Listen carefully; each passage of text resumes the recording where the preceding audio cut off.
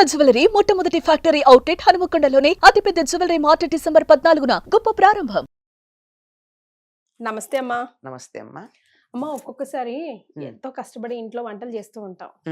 పుసుక్కున మనకు అనిపిస్తుంది, మన హస్బెండ్స్ అయినా ఎవరైనా ఇంట్లో వాళ్ళు అంటూ ఉంటారు, ఎంతైనా మా అమ్మ చేసిన వంట వేరే, మా నాన్నమ్మ వినంగానే కొద్దిగా చూపు అనిపించిన మన మనసులో కూడా ఉంది కదా. ఉంది, నిజమే అనిపిస్తుంది. నిజంగానే వాళ్ళు అసలు ఏం చేయకపోయినా ఎంతో రుచి, మనం ఎంత చేసినా కొంచెం ఆ రుచి ఆనది అనిపిస్తుంది కొన్నిసార్లు. నిజమేనమ్మా. అయితే కొన్ని ఇప్పుడు మా అత్తగారు ఉన్నారు, ఫర్ ఎగ్జాంపుల్ పోపు పెట్టేటప్పుడు బుస్ అనాలి, బుస్ అనకపోతే అసలు వేస్ట్, టేస్టే కాదు అంటది.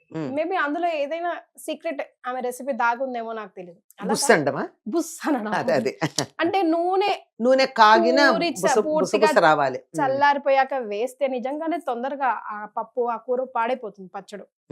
అట్లా థంబ్ రూల్స్ కొన్ని ఉంటాయి వంటలు చేసేటప్పుడు, అవేంటో మీ ద్వారా నేను తెలుసుకోవాలి. ఇప్పుడు బాగా పాతకాలపు వాళ్ళు వంటలు చేస్తూ ఇంట్లో పిల్లలకి చిన్న చిన్న రూల్స్ చెప్తూ ఉండేవాళ్ళు. అవును. ఏమిటి అట్లాంటి వాటిల్లో ఒకటి రెండు గమనించినట్టయితే, సంప్రదాయమైన ప్రాచీన బ్రాహ్మణ కుటుంబాల్లో అమ్మ అసలు మీరు మంచి cook, are you a good cook? I was. You was. Okay, super. అర్థమైంది కదా. ఇప్పుడు చేయట్లేదు కదా మీరు? చెయ్యట్లేదు. టైం ఎక్కడది రా. ఇప్పటికెప్పుడన్నా వాళ్ళకి ఒక స్పెషల్ ఐటమ్ ఎప్పుడన్నా తినాలని అన్న మనవాడికి కానీ మా అమ్మాయిలకు కానీ అనిపిస్తే అప్పుడు వాళ్ళు, అమ్మ మేము వస్తాం పలాంది చేయంటే చేస్తున్నా. కానీ ఒకప్పుడు 10 మందికి చేసినప్పుడు ఉండే రుచి ఒక్కళ్ళ కోసం చేసుకుంటే ఉండదమ్మా. ఉండదు, అది నిజం. అది నిజం. చెయ్యాలన్న ఇంట్రెస్ట్ ఉండదు. పైగా నన్ను మా పిల్లలు కూడా పాడు చేశారు. ఎట్లాగంటే వాళ్ళు ఎప్పుడు వచ్చినా నువ్వేం చేసుకుంటావులే అమ్మా అని చెప్పి వాళ్ళే ఏదో ఒకటి తీసుకొచ్చి ఇవ్వడాలి. అట్లాంటివి అంటే పిల్లలు వాళ్ళు ప్రేమతో చేశారనుకో చెప్తూ ఉంటున్నా. అట్లా ఇప్పుడైతే కాదమ్మా. నేను మళ్ళీ నాకు డౌటే, వాళ్ళు అడిగితే కూడా పూర్వంలాగా చేయగలుగుతానా లేదా అన్న అనుమానం కూడా వస్తుంది. అట్లా ఉండేది. 50 మంది కంటే అలవోకగా వండేసేటటువంటి ఒంటి చేతి మీద చేయగలిగిన, రెగ్యులర్ గా కాదు, వన్స్ ఇన్ ఏ వైల్ అలా చేయగల. నిత్యం అయితే 15 మంది దాకా 10-12 మంది దాకా ఈజీగా నిత్యం చేసుకుంటూ. అప్పట్లో ఏమిటి పొద్దున భోజనం బ్రేక్ఫాస్ట్ అంటే బ్రేక్ఫాస్ట్ కల్చర్ లేకపోయినా పిల్లలకి డబ్బాల్లో పెట్టాలి కదా. వాళ్ళకి డబ్బాల్లో పెట్టడానికి, ఈవినింగ్ వచ్చేప్పుడు స్నాక్ ఉండడానికి, మేము తినడానికి, మళ్ళీ రాత్రికి భోజనానికి, ఇన్నింటికి హాయిగా చేసుకునేవాళ్ళం. చేయకపోతే ఎట్లా నడుస్తుందమ్మా? పైగా ఒకటి స్విగ్గీ లాంటి పప్పులు లేవు, ఉన్నా వాటి మీద ఇష్టం లేదు, అదొకటి. సరే, అట్లాంటిది కొన్ని రూల్స్ మనకి పెద్దవాళ్ళు చెప్పేవి ఏముంటాయంటే, ఉల్లిపాయి వెల్లుల్లిపాయి లాంటి వాడినప్పుడు ఇంగువ వేయకూడదు, రెండు వేయకూడదు అంటారు.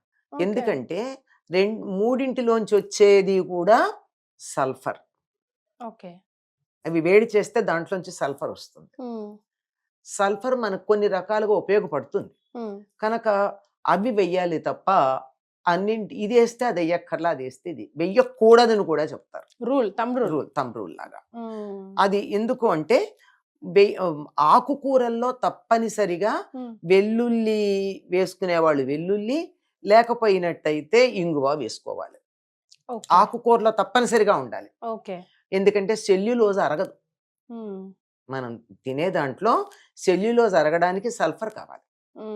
ఆ సల్ఫర్ మీకు అయితే ఇంగువలో వస్తుంది. ఇంగు వేగం చూడండి, ఇంగువలోంచి ఒకలాంటి ఘాటు వాసన వస్తుంది, వెల్లుల్లిపాయలోంచి కూడా అటువంటి వాసనే వస్తుంది. కనుక అలా గనుకున్నట్టయితే ఈ రెండిట్లో ఏదో ఒకటే తప్పనిసరిగా వేయాలి. రెండు వేస్తే ఒకదాన్ని ఒకటి డామినేట్ చేసి there is a possibility of neutralisation also. Possibility అంటున్నా, 100% కాదు. అందువల్ల ఇది ఒక థంబ్ రూల్.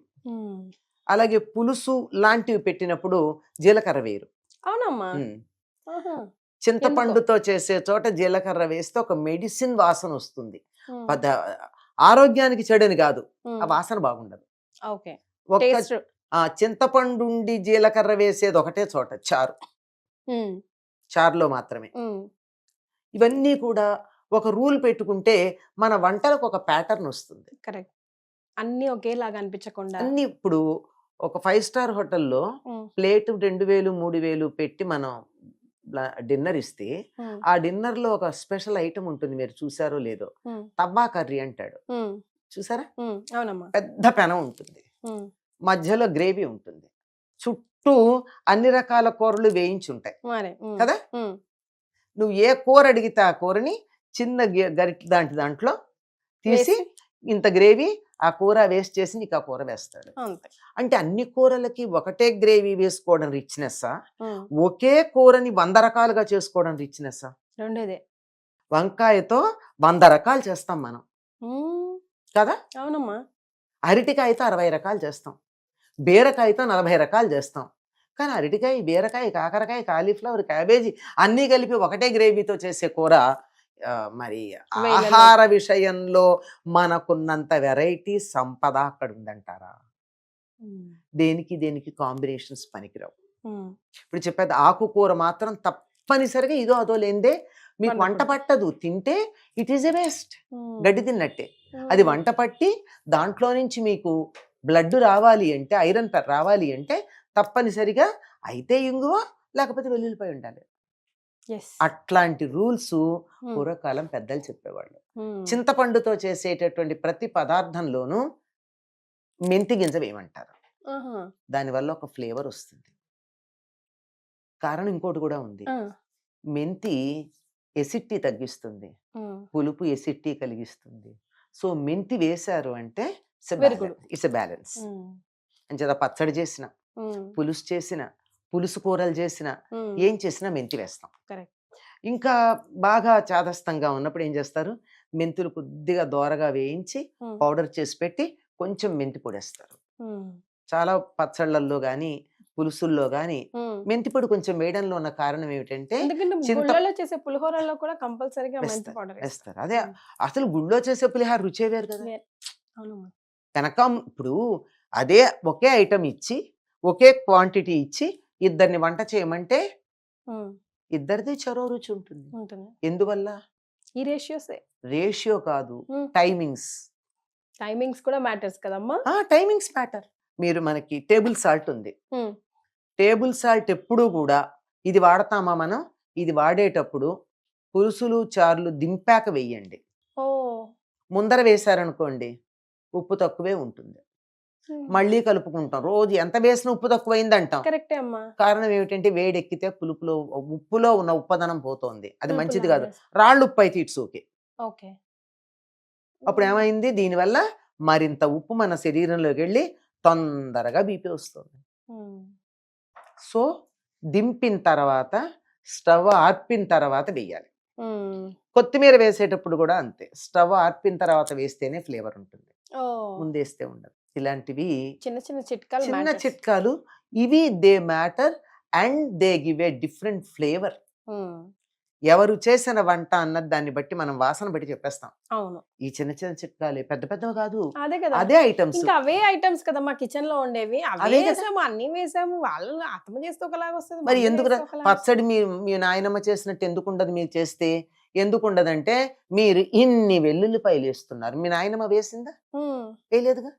ఒకవేళ ఆవిడ వేసినా ఎలా వేసి ఉండేది? నూనెలో వేయించి బ్రౌన్ కలర్ వచ్చాక వేసేది. ఇప్పుడు పచ్చివి పైగా తొక్కతో సహా వేస్తున్నారు. దీనికి దానికి ఫ్లేవర్ లో తేడా లేదు. వెన్ యు పుట్ ఇట్, వేయించితే దానికి ఉన్న వాసన పోతుంది, చాలా తగ్గుతుంది. It will have a different. అందులో నేతిలో వేయించాలి. లేదంటే వెల్లుల్లిపాయకి వాసన లేకుండా ఉండాలి, తినాల్సిన అవసరం వచ్చింది బాలెంతలు వాళ్ళు అంటే, నాకు ఈ వాసన పడటం లేదు అంటే ఏం చేయాలో తెలుసా? పాలల్లో ఉడకబెట్టాలి. పొరపాటును కూడా వాసన రాదు. దాని పేరు ఏమిటో తెలుసా? దాని పేరు ఏమిటో తెలుసా? లసన్ అంటారు హిందీలో. లసన్ అన్న దానికి మూలం రసోణము. రసోణము అంటే ఒకే ఒక్క రసం తక్కువ, అన్నీ ఉన్నాయి అందులో. వెల్లుల్లి ఆ ఒక్క రసం పాలతో కంప్లీట్ అవుతుంది.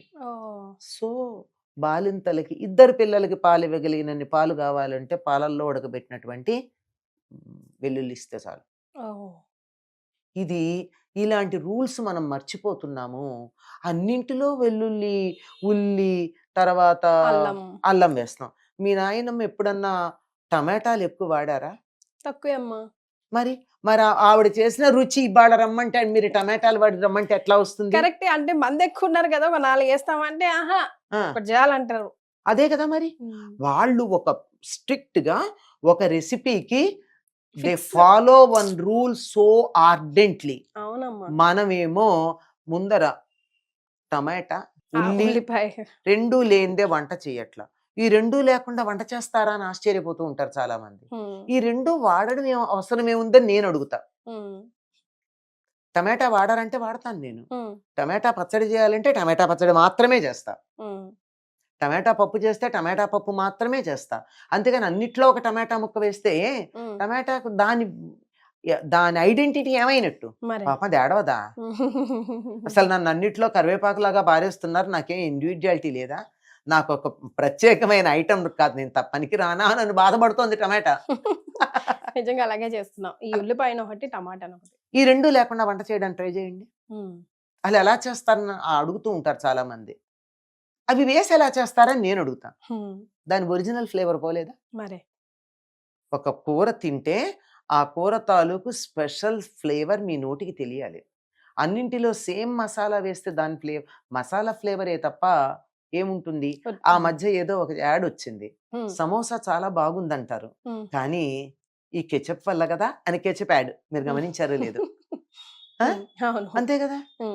ఇంట్లో కన్నా హోటల్లో సాంబార్ ఇడ్లీ బాగుందంటారు, ఎందుకంటే ఇంట్లో ఏదో ఒక పచ్చడో కారపొడమో వేస్తాం, హోటల్లో ఏమిటి 5-6 రకాల పచ్చళ్ళు వేస్తాడు, అక్కడ బాగుంది ఇడ్లీ, ఎందుకంటే ఇడ్లీ కాదు బాగున్నది చట్నీస్. ఈ మిగిలిన వాటిని బట్టి వస్తుంది తప్ప దీనిది కాదు. కనుక ఒరిజినల్ గా కావాలి అంటే ప్రతి దానికి it should have its own original flavour. అది చంపేసేటట్టుగా మనం చేయకూడదు. మీ నాయనమ్మ చేసిన పచ్చళ్ళలాగా ఉండాలంటే టమాటా వేయకండి, వెల్లుల్లిపాయ వేయకండి, ఉల్లిపాయ. అసలు పచ్చళ్ళు ఉల్లిపాయ ఎందుకు వేస్తారు నాకు అర్థం కాదు. పచ్చడికి సంబంధించిన ఐటమ్ కాదు అది. అన్ని అయ్యాక పచ్చి ఉల్లిపాయ వేసి చివరిగా నొక్కండి అంటున్నారు. ఈ మధ్య చూశాను నేను. ఇది అసలు పచ్చి ఉల్లిపాయ చివరి వేసి చేయాల్సిన పని ఉంది.